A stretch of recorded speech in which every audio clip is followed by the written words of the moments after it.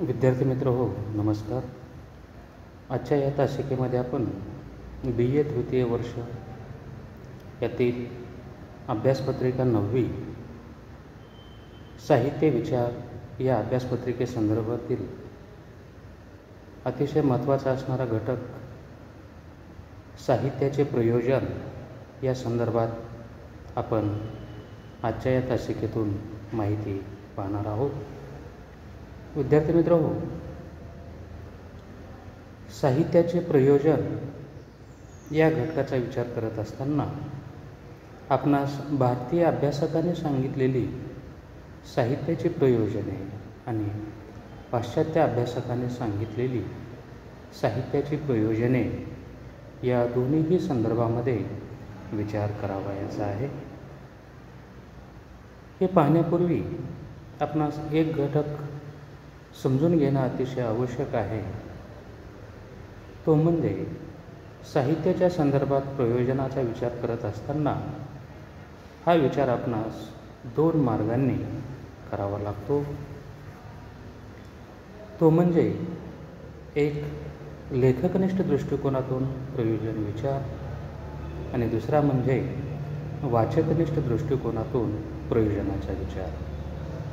म्हणजेच एखादा साहित्यिक, मग तो कवी असेल, कादंबरीकार असेल, नाटककार असेल, कथाकार असेल, हा साहित्य निर्मिती का करतो आणि त्यांनी निर्माण केलेली एखादी प्रसिद्ध साहित्यकृती याचे वाचन वाचक का करतो.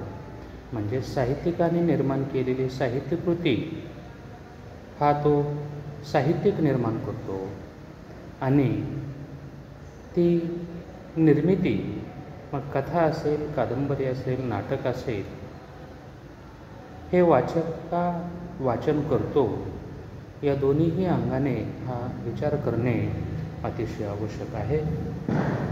म्हणूनच साहित्याच्या प्रयोजनाचा विचार करत असताना आपणास लेखकनिष्ठ दृष्टिकोनातून आणि वाचकनिष्ठ दृष्टिकोनातून या प्रयोजनाचा विचार करणे अतिशय आवश्यक आहे. म्हणून साहित्याच्या प्रयोजनाचा विचार करत असताना तो 2 मार्गाने करावा लागतो.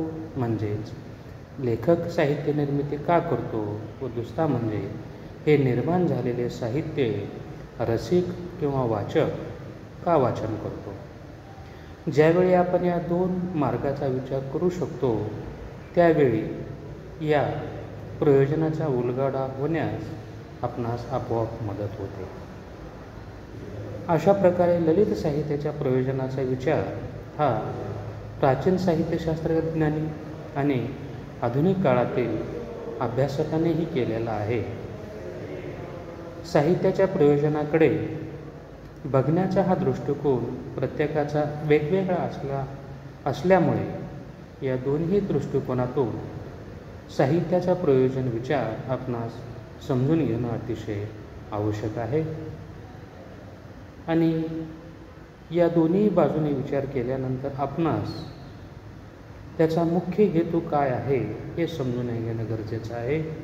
म्हणून लेखक जेव्हा साहित्य निर्मिती करत असतो त्याने निर्मिती केलेली साहित्य कृती ही कथा, कादंबरी, नाटक, कविता इत्यादी स्वरूपामध्ये जरी त्याने लेखन केलं असलं तरी ज्यावेळी ते लेखन करतात त्यावेळी त्यांना निश्चित स्वरूपात काहीतरी आनंद होत असतो. आणि वाचक देखील जेव्हा एखादी साहित्यकृती वाचन करतो त्यावेळी वाचकाला देखील त्यातून निश्चित स्वरूपाचा आनंद होत असतो. म्हणून लेखकाला होणारा आनंद आणि वाचकांना होणारा आनंद किंवा रसिकांना होणारा आनंद हा दोघांसाठी स्वतंत्र असतो. म्हणून काही अभ्यासक हे साहित्याच्या प्रयोजनाच्या संदर्भात विचार करत असताना आनंद प्राप्तीसाठी हे लेखन केलं जातं.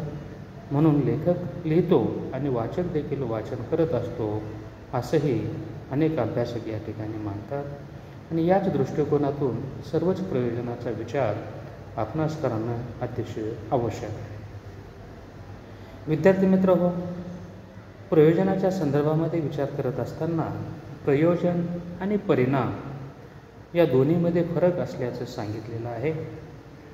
कारण प्रयोजनासाठी केलेली कृती ही सहेतुक असते. म्हणून प्रयोजन हे सहेतुक आहे असं म्हटलेलं आहे, तर परिणाम हा सहेतुक नसतो. इथे संदर्भ ग्रंथामध्ये असा उल्लेख केलेला आहे, असं विवेचन केलेलं आहे की प्रयोजन आणि परिणाम यांच्यामध्ये फरक आहे. प्रयोजनासाठी केलेली कृती ही सहेतुक असते, म्हणून प्रयोजन हे सहेतुक असते, तर परिणाम हा सहेतुक नसतो. उद्दिष्टपूर्तीसाठी केलेल्या कार्यातून तो आपोआप होऊन जातो. म्हणजेच उद्दिष्टपूर्ती जी आहे त्यातून हा हेतू आपोआप होऊन जातो. उदाहरणामध्ये टी व्ही पाहण्याचा उद्देश करमणुकीचा असतो, पण या पाहण्याचा ज्यावेळी अतिरेक सुरू होतो त्यावेळी डोळ्याचा त्रास सुरू होतो. कोणत्याही वस्तूची निर्मिती करण्यासाठी कारखाने उभे करतात. कारखाने उभे करण्यापाठीमागचा प्रयोजन सहेतुक आहे, पण त्याचे होणारे दुष्परिणाम हा निर्हेतुक आहे. असं प्रयोजन आणि परिणाम या संदर्भामध्ये विवेचन केलेले दिसून येतो. ललित साहित्याच्या प्रयोजनाचा विचार प्राचीन काळापासून करण्यात आलेला आहे. काही अभ्यासकांनी जो विचार मांडलेला आहे त्यामध्ये भारतीय अभ्यासकही आहेत आणि पाश्चात्य अभ्यासक आहेत.